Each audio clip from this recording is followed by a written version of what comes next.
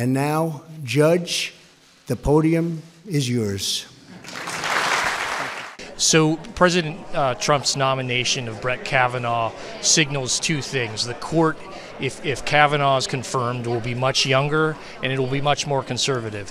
He made the case tonight that Kavanaugh would represent someone who would adhere to the Constitution, would be an independent justice, would be someone who would live up to the principles of his mentor and one-time person he served on as a clerk, Justice Anthony Kennedy, the person he's been named to succeed here at the court. 30 years ago, President Reagan nominated Anthony Kennedy to the Supreme Court. We're going to have a serious fight in the Senate over the nomination.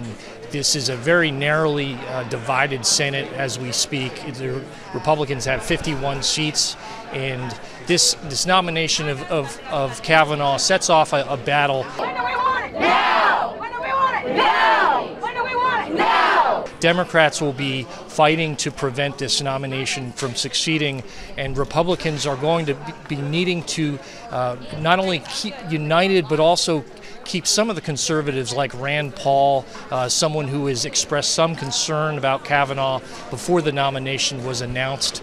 Anthony Kennedy for the past decade has been the swing vote in the Supreme Court. This is a key selection by President Trump, and Kavanaugh is going to be someone who will be expected to come in and play a key role. John Roberts is likely to be the swing vote in a new Supreme Court composed with Kavanaugh. Thank you, Mr. President.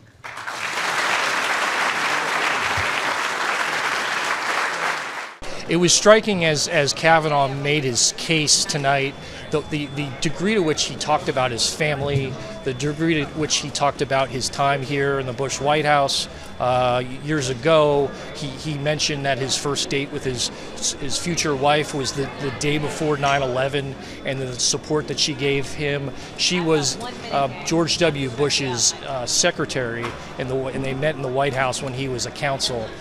So the biography is very important here. He also mentioned the family connections. He's a coach for his daughter's basketball team. He's very active in his Catholic church. So he seemed to be trying to make the case to the senators that this is somebody who you would feel comfortable with putting on the court. This is someone who would be independent-minded, someone who's the son of two lawyers. He talked about his mother's work as a judge, someone who studied law when he was a young boy, and this is a real important attribute for the president. He likes to nominate someone, as he did with Neil Gorsuch, who represents the whole picture.